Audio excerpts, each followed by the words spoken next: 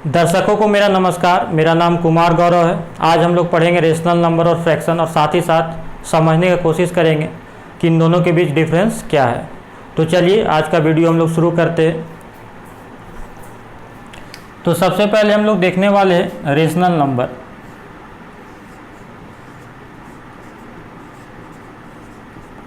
इसका मतलब क्या होता है? इसका मतलब होता है परिमेय संख्या।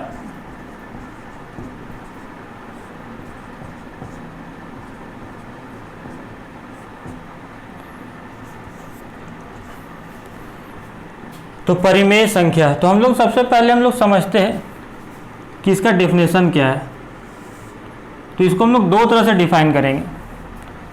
सबसे पहला रेशियो फॉर्म,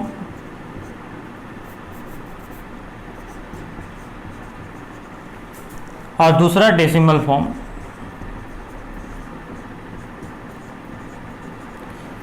रेशियो फॉर्म बोलिए, चाहे आप कोसेंट फॉर्म बोल सकते।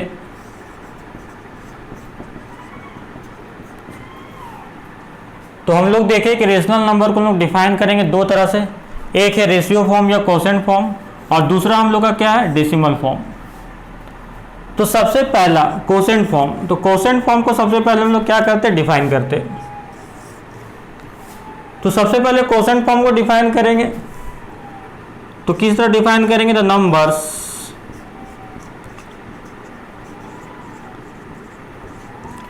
ऑफ द फॉर्म ऑफ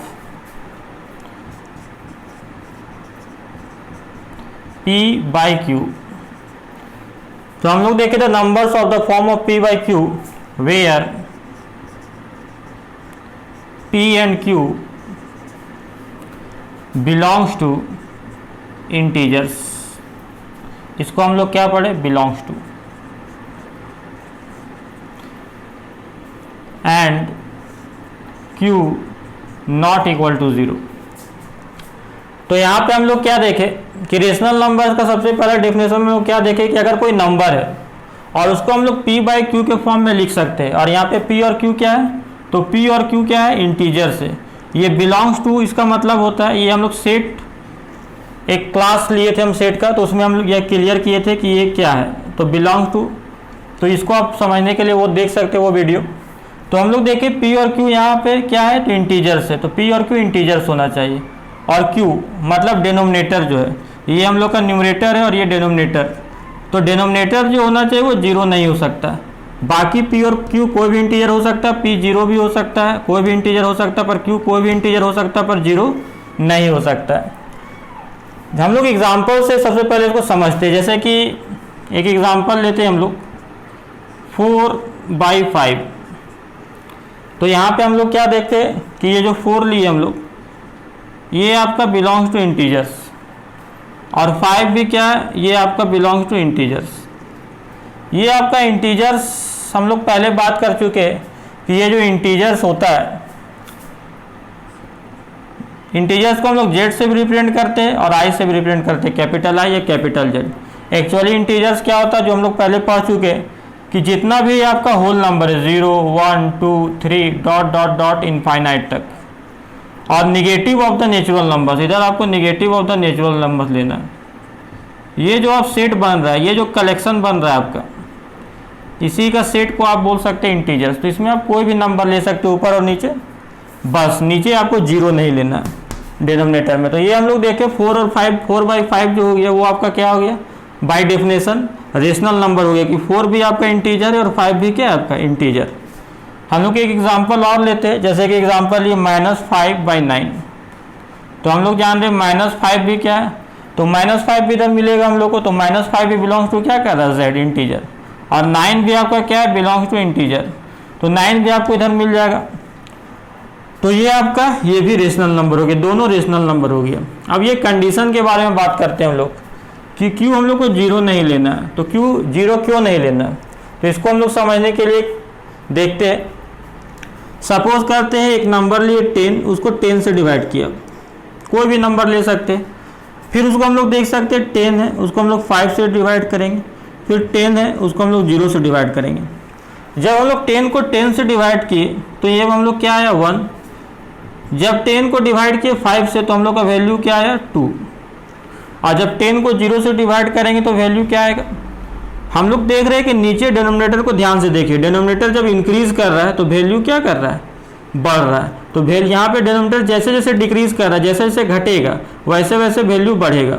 तो ये देखिए डिनोमिनेटर एकदम ये क्या है, जीरो। जीरो का मतलब क्या, नेग्लिजिबल, ना के बराबर, एक बहुत छोटा नंबर जो आप इमेजिन भी नहीं कर सकते। तो जब एक बहुत छोटा नंबर से डिवाइड किया जाएगा तो ये बहुत बड़ा वैल्यू है, क्योंकि जैसे जैसे इसका वैल्यू घट रहा है वैसे वैसे इसका वैल्यू क्या आ रहा है, बड़ा आ रहा है। तो अगर मान लेते हैं ये जीरो है, एक बहुत छोटा नंबर है, तो जैसे इसको डिवाइड कीजिएगा बहुत छोटा नंबर से, तो क्या आएगा, बहुत बड़ा वैल्यू आएगा, जिसको हम लोग इमेजिन नहीं कर सकते। तो जिसको हम लोग इमेजिन नहीं कर सकते उसको हम लोग डिफाइन कैसे करेंगे, तो डिफाइन नहीं करेंगे मतलब ये क्या हो गया, अनडिफाइंड। तो इसका हम लोग समझे क्या कि अगर कोई भी नंबर को हम लोग जीरो से करते हैं तो वो अनडिफाइंड हो जाता है। इसीलिए हम लोग क्या करते हैं कि कोई भी रेशनल नंबर जिसको पी बाई क्यू के फॉर्म में हम लोग लिख सकते हैं, और क्यू यहाँ पे जीरो इसलिए नहीं होना चाहिए कि क्यू अगर जीरो होगा तो ये वैल्यू क्या आ जाएगा, अनडिफाइंड आ जाएगा, वो जो कि डिफाइंड नहीं है। तो ये देखिए ये भी इंटीजर था, ये भी इंटीजर था, तो ये भी रेशनल नंबर हो गया, ये इंटीजर, ये भी रेशनल नंबर। पर ये रेशनल नंबर क्यों नहीं हुआ, क्योंकि नीचे आपका इंटीजर तो है पर हम लोग को इंटीजर जीरो नहीं लेना था, क्योंकि जीरो लेने से क्या आ जाता है, अनडिफाइंड आ जाता है, तो इसलिए ये रेशनल नंबर आपका नहीं है। तो हम लोग देखें क्या, तो हम लोग पहला पार्ट क्लियर हो गया कि कोसेंट फॉर्म में हम लोग रेशनल नंबर को कैसे डिफाइन करते हैं। अब हम लोग क्या देखने वाले, डेसिमल फॉर्म, कि रेशनल नंबर को डेसिमल फॉर्म में हम लोग कैसे डिफाइन करेंगे।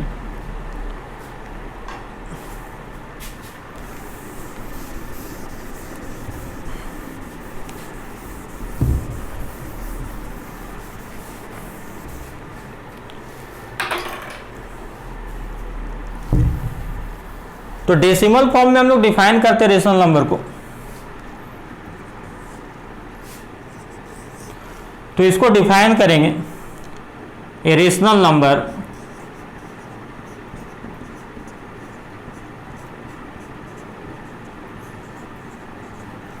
When expressed in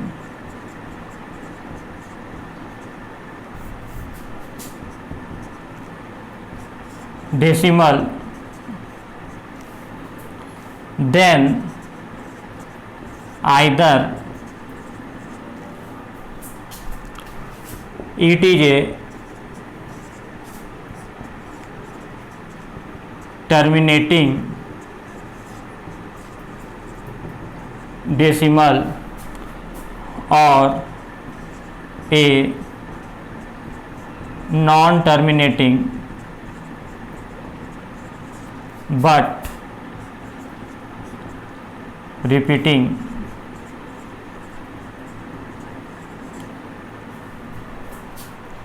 decimal. तो यहाँ पे हम लोग देखें कि अगर कोई रेशनल नंबर को अगर हम लोग एक्सप्रेस करते हैं डेसिमल फॉर्म में, तो अगर कोई नंबर आप देख रहे हैं डेसिमल फॉर्म में और अगर वो टर्मिनेटिंग डेसिमल होगा या फिर अगर टर्मिनेट नहीं होगा तो रिपीटिंग होगा, तो समझ लीजिए वो रेशनल नंबर है। मतलब कोई भी नंबर अगर डेसिमल फॉर्म में लिखा हुआ हो और या तो वो टर्मिनेटिंग डेसिमल हो या फिर नॉन टर्मिनेटिंग रिपीटिंग डेसिमल हो, तो वो क्या होगा, रेशनल नंबर होगा। तो बात है कि टर्मिनेटिंग डेसिमल क्या है और नॉन टर्मिनेटिंग डेसिमल क्या है। तो टर्मिनेटिंग मतलब जो समाप्त हो जाए, नॉन टर्मिनेटिंग जो कि समाप्त ना हो मगर क्या हो, रिपीट हो, बार बार आए, तो उसको हम लोग क्या बोलेंगे, उसको भी रेशनल नंबर बोलेंगे। एग्जाम्पल के तौर पर हम लोग समझते हैं, सबसे पहले ये पार्ट को हम लोग समझते हैं। तो टर्मिनेटिंग डेसिमल TD, एग्जाम्पल से हम लोग सबसे पहले लेते हैं और समझते हैं। जैसे फॉर एग्जाम्पल हम लोग लिए 1/2, इसका वैल्यू क्या है 0.5। तो देखिए ये क्या हो गया, टर्मिनेट हो गया। अब इसके बाद कोई भी नॉन जीरो नंबर आने वाला नहीं है, तो ये टर्मिनेट हो गया। तो कहने का मतलब डेसिमल फॉर्म में अगर यहाँ कहीं भी देखते हैं इस तरह के नंबर को जो टर्मिनेट हो जाए तो मतलब वो रेशनल नंबर है। 1/4 के बारे में बात करें, इसका वैल्यू क्या होगा, डिवाइड करने के बाद जब 1 को 4 से डिवाइड कीजिएगा तो आपका 0.25 आएगा। तो ये देखिए दो डेसिमल के बाद ये क्या हो गया, टर्मिनेट हो गया। तो ये भी हम लोग का क्या कहलाएगा, टर्मिनेटिंग डेसिमल। तो ये भी क्या हो गया, रेशनल नंबर। अगर हम लोग 1/8 को ले, इसका वैल्यू क्या आएगा 0.125। तो ये हम लोग क्या देखें, ये भी 3 डेसिमल के बाद समाप्त हो गया। अब इसके बाद कोई नॉन जीरो नंबर आने वाला नहीं है। तो ये सब आपका क्या हो गया, ये सब आपका हो गया रेशनल नंबर। तो हम लोग क्या बोले, क्या बात किए कि अगर मान लेते कोई भी नंबर डेसिमल फॉर्म में लिखा हुआ हो और वो क्या हो टर्मिनेट कर जाए, मतलब 1 डिजिट के बाद हो सकता है, 2 डिजिट के बाद हो सकता है, 3 डिजिट के बाद हो सकता है, 50 डिजिट के बाद, अगर वो नंबर टर्मिनेट कर जाए, उसके बाद कोई नॉन जीरो नंबर नहीं है, तो वो आपका रेशनल नंबर होगा। तो ये पहला हो गया आपका टर्मिनेटिंग डेसिमल। और भी कुछ एग्जांपल लेते दूसरा टाइप का, जैसे कि हम लोग बात करते √4, तो इसको डेसिमल फॉर्म में आप लिखिएगा डिवीजन मेथड से, तो आप क्या लिखिएगा प्लस या -2, 2 का स्क्वायर भी 4 और -2 का स्क्वायर भी 4।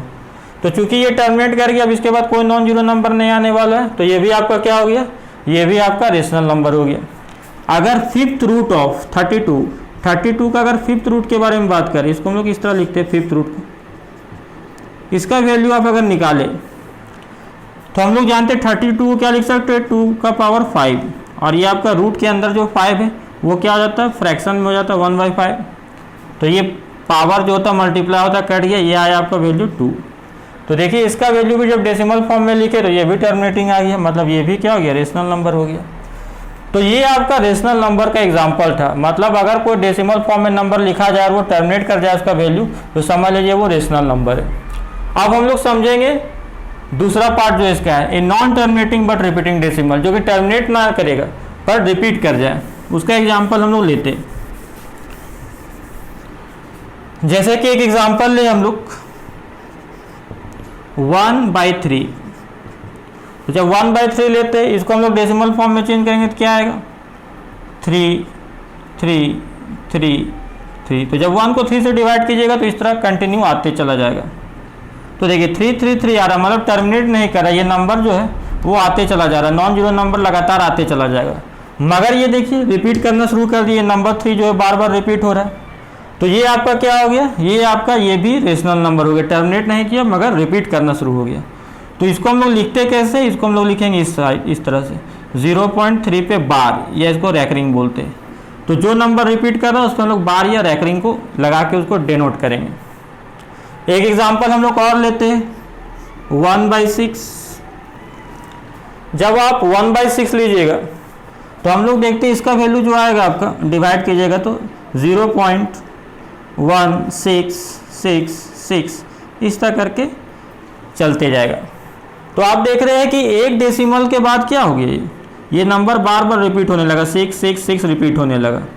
तो यहाँ पे हम लोग देखते हैं टर्मिनेट नहीं करने वाला, क्योंकि नंबर बार बार 6 आएगा आपका, मगर रिपीट करना शुरू हो दिया। तो ये भी आपका क्या है, एक नॉन टर्मिनेटिंग रिपीटिंग डेसिमल। इसको हम लोग क्या दिखाएंगे, यहाँ रिपीट कौन कर रहा है, डिजिट 6, तो 6 पे हम लोग बार लगा दिए। तो यहाँ पे हम लोग नंबर देख रहे हैं कि हो सकता है 1 डिजिट के बाद मतलब रिपीट करना शुरू कर दे डिजिट, या 2 डिजिट के बाद रिपीट करना शुरू कर दे, या 10 डिजिट के बाद रिपीट करना नंबर शुरू कर दे। हो सकता है 1 डिजिट बार बार रिपीट हो सकता है 2 डिजिट बार बार रिपीट हो सकता है 5 डिजिट बार बार रिपीट हो। तो उस तरह के नंबर को हम लोग क्या बोलेंगे, उस तरह के नंबर को हम लोग बोलेंगे रेशनल नंबर, परिमेय संख्या। एक एग्जाम्पल हम लोग और लेते हैं 22/7। ये आप जानते हैं कि पाई का अप्रॉक्स वैल्यू है। इसको आप डिवाइड कीजिएगा, जैसे 7 3 कितना हो गया 21, 1 बचा, 7 1 7 3, 7 4 28 2, 7 2 14 6, 7 8 56, 4 7 5 35, 5 7 7 49, 1 7 1 7 3, 7 4 28 2, 7 2 14 6, 7 8 56, 4 7 5 35, 5 7 7 49। आप यहाँ क्या देख रहे हैं, ये देखिए ये नंबर जो है एक 142857, फिर आपका 142857, फिर इस तरह डिवाइड करते जाइएगा तो ये नंबर जो है इसी तरह कंटिन्यू आते रहेगा। मतलब 14258 मतलब 857 जो है ये आपका बार बार रिपीट करेगा। तो हम लोग देखिए टर्मिनेट तो नहीं कर रहा मगर बार बार रिपीट कर रहा है। यहाँ पर हम लोग देखिए 5-6 डिजिट जो है लगातार रिपीट करेगा आपका। तो ये टर्मिनेट नहीं कर रहा और रिपीट कर रहा, मतलब ये क्या हो गया, ये भी आपका रेशनल नंबर हो गया। तो हम लोग देखें रेशनल नंबर या तो टर्मिनेट कर जाएगा या फिर अगर टर्मिनेट नहीं करेगा तो रिपीट करेगा। कुछ एग्जाम्पल जो कि हम लोग अब टर्मिनेटिंग और रिपीटिंग कौन नहीं है, कुछ एग्जाम्पल हम लोग समझते हैं। तो ये सब तो रेशनल नंबर हो गया। जैसे सपोज करते √2 का वैल्यू निकालिएगा अगर आप, तो √2 का वैल्यू जब निकालिएगा आप डिवीजन मेथड से या क्लास 8 में आप लोग निकाल लेंगे, तो उसका वैल्यू अगर हम लोग देखें तो 1.414, फिर 21356, तो इस तरह का वैल्यू आएगा आपका। और आप डिवाइड करते जाइएगा डिवीजन मेथड से, ये वैल्यू नंबर आते चला जाएगा आपका। पर आप गौर कीजिएगा कि जब भी आप कोशिश कीजिएगा, टर्मिनेट तो करने वाला नहीं, आपको कुछ ना कुछ नंबर मिलते जाएगा, डिवाइड होते जाएगा कंटिन्यूअसली। और आप कोशिश कीजिएगा कि रिपीट करेगा नंबर, तो वो रिपीट करने वाला नहीं, 1 अंक के बाद, 2 अंक के बाद, 50 अंक के बाद, 100 अंक के बाद, 1000 अंक के बाद। आप इसको मतलब सॉल्व कीजिए, इसका वैल्यू निकालिए एग्जैक्ट। तो आप देखिएगा कि एग्जैक्ट वैल्यू नहीं निकलेगा, क्योंकि इसका वैल्यू ना तो टर्मिनेट करने वाला है और टर्मिनेट ना तो रिपीट करने वाला है। कंटिन्यूअसली इसका वैल्यू ना तो टर्मिनेट करेगा और ना ही रिपीट करेगा। तो इसीलिए ये क्या हो गया, ये नंबर आपका रेशनल नंबर नहीं हुआ। तो ये हम लोग देखें,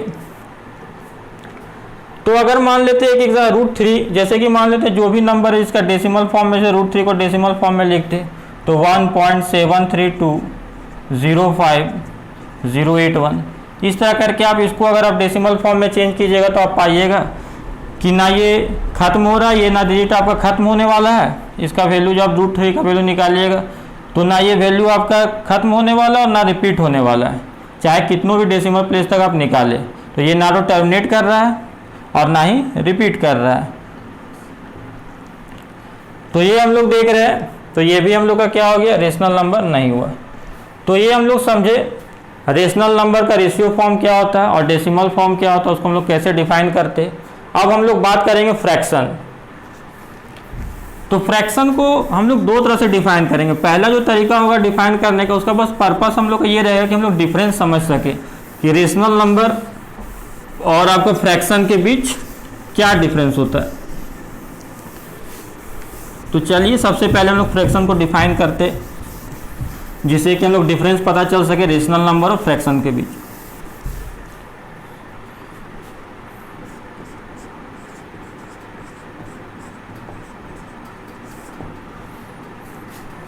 तो इसको डिफाइन करते हैं, नंबर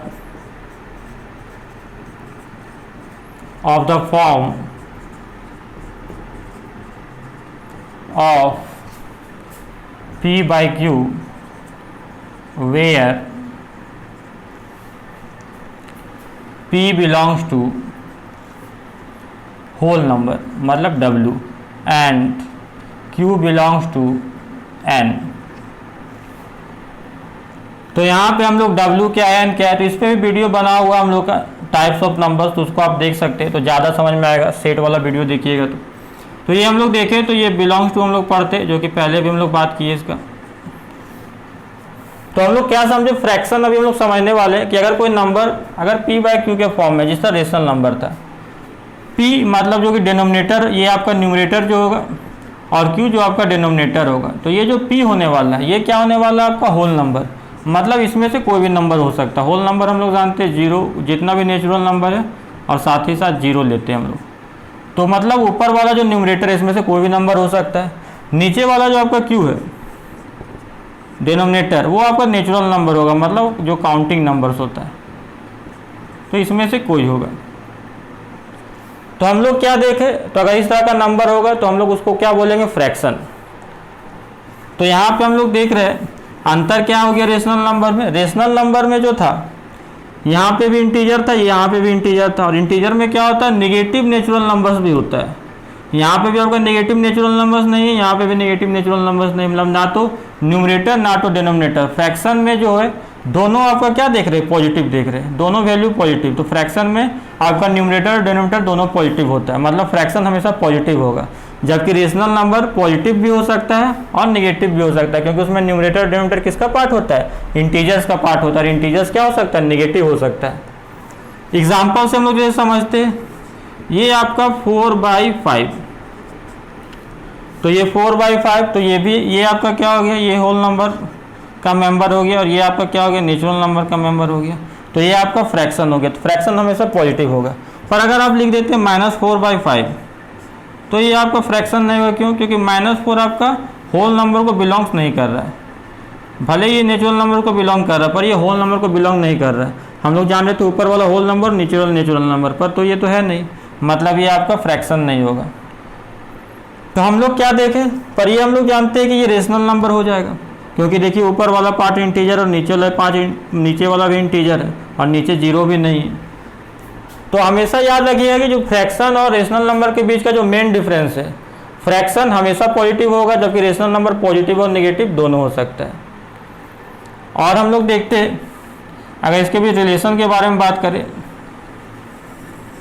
तो ये वाला जो हम लोग का वेनन डायग्राम है, इससे हम लोग अगर समझे तो ये हम लोग फ्रैक्शन के लिए कोई स्टैंडर्ड नोटेशन तो होता नहीं, हम लोग एफ से डिनोट कर देते हैं उसको फ्रैक्शन को।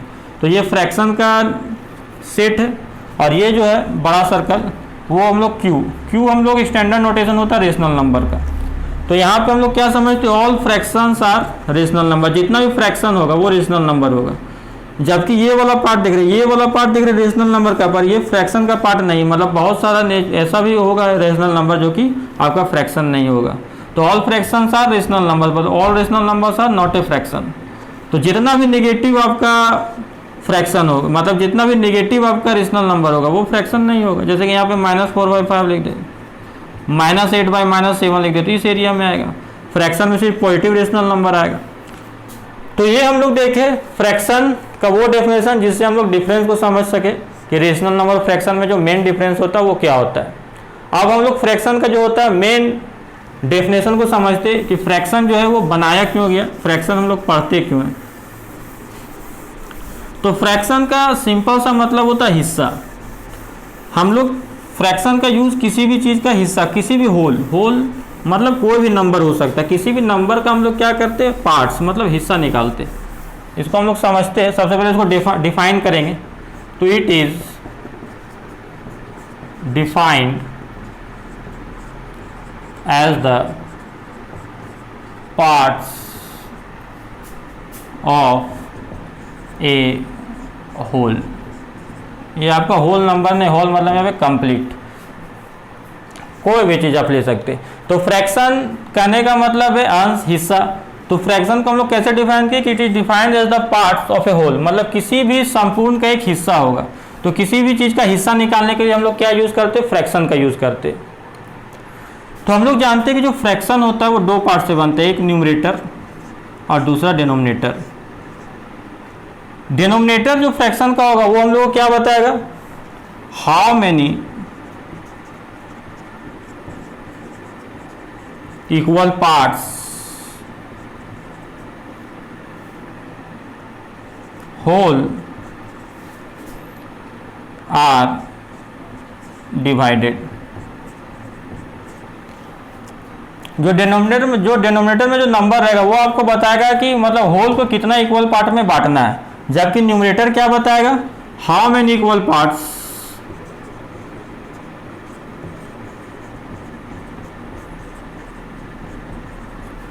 आर टेकन, उसमें से आपको लेना कितना है। तो हम लोग देखें फ्रैक्शन हिस्सा को रिप्रेजेंट करता है, किसी भी चीज का, किसी भी होल का, किसी भी संपूर्ण का। मतलब फ्रैक्शन हम लोग हिस्सा के लिए यूज करते हैं, किसी भी चीज का हिस्सा निकालने के लिए। और यहाँ पे किसका हिस्सा निकालते हैं, होल का। होल कोई भी नंबर हो सकता है। अब हम लोग एग्जाम्पल समझेंगे कि फ्रैक्शन होता क्या है। तो यहाँ पे हम लोग देखते हैं, सबसे पहले एक एग्जाम्पल हम लोग ले, जैसे कि 1/8 ऑफ ए पिज़्ज़ा। तो हम लोग देखिए 1/8वां हिस्सा, एक पिज़्ज़ा का क्या निकालना हम लोग, 1/8वां हिस्सा। तो ये फ्रैक्शन हो गया। तो फ्रैक्शन का पर्पस क्या है, तो देखिए हिस्सा निकाल हम लोग, तो 1/8वां हिस्सा किसका निकाल रहे, एक पिज़्ज़ा का। तो आप क्या करते हैं एग्जाम्पल, मतलब कि अगर बनाते सॉल्व करने के लिए तो आपके जगह पे गुना दे देते 1 × 1/8, तो आपका 1/8 आ जाता है। पर इसको एक्चुअली इसका मतलब है, एक्चुअली कंसेप्ट इसका क्या है, तो हम लोग क्या बोले कि ये जो नीचे डिनोमिनेटर मतलब होल को जो है, ये जो है बताता है, ये नंबर क्या बताता है कि होल को हम लोग कितना पार्ट में बांटेंगे। तो होल को 8 पार्ट में बांटना है। और यहाँ पे ये क्या बताता है न्यूमरेटर, कितना पार्ट हम लोग को लेना है। तो देखिए वहाँ होल क्या है, तो होल को वहाँ पे क्या एक पिज़्ज़ा है, तो यहाँ पे 8 इक्वल पार्ट्स। तो 8 इक्वल पार्ट में क्या बांटना है, होल को। तो होल में क्या एक पिज़्ज़ा है आपका। तो 8 इक्वल पार्ट में तो मान लेते हैं यहाँ पे एक पिज़्ज़ा है आपका। अब इसको हम लोग क्या करें, 8 इक्वल पार्ट में बांट रहे हैं। तो ये 8 इक्वल पार्ट में आपको बांट लेना है। अब इसमें लेना है कितना, एक पार्ट लेना है। तो 8 इक्वल पार्ट में बांटे तो एक पार्ट इसमें लेना है। तो 8 इक्वल पार्ट है ये, तो कोई भी एक पार्ट आपको ले लेना है। मान लेते इस पार्ट को लेते, सब इक्वल है, कोई भी एक पार्ट ले सकते। तो ये आपका रिप्रेजेंट कर रहा 1/8 ऑफ ए पिज़्ज़ा। तो ये आपका है, तो इक्वल एक पिज़्ज़ा को 8 पार्ट में बांटे और एक पार्ट हम लोग यहाँ पे ले लिए, तो ये 1/8 पे पिज़्ज़ा हो गया। अब हम लोग एक एग्जांपल और लेते हैं।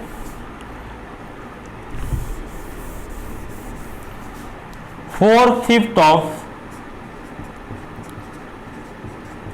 60 बॉल्स, मतलब 4/5वां हिस्सा किसका, तो 60 बॉल का। तो हॉल कुछ भी कोई भी नंबर ले सकते हैं। तो आप इसको एक्चुअली कैसे निकालते हैं, आप इसको जो सॉल्व करेंगे इसका सॉल्यूशन लेंगे आप, तो ये आप इस तरह लीजिएगा कि 4/5 है, ऑफ की जगह आप इंटू कर दिए इक्वल टू 60, 5 12 जो 60 और 12 4 जो 48, तो आपका वैल्यू आ जाएगा 48। ये तो कैलकुलेट करने का तरीका, पर इसका मतलब क्या है, इसका मतलब है कि अगर 60 बॉल है तो यहाँ पे डिनोमिनेटर क्या करेगा, तो 60 बॉल को 5 इक्वल पार्ट में बांटेगा, तो 5 इक्वल पार्ट्स,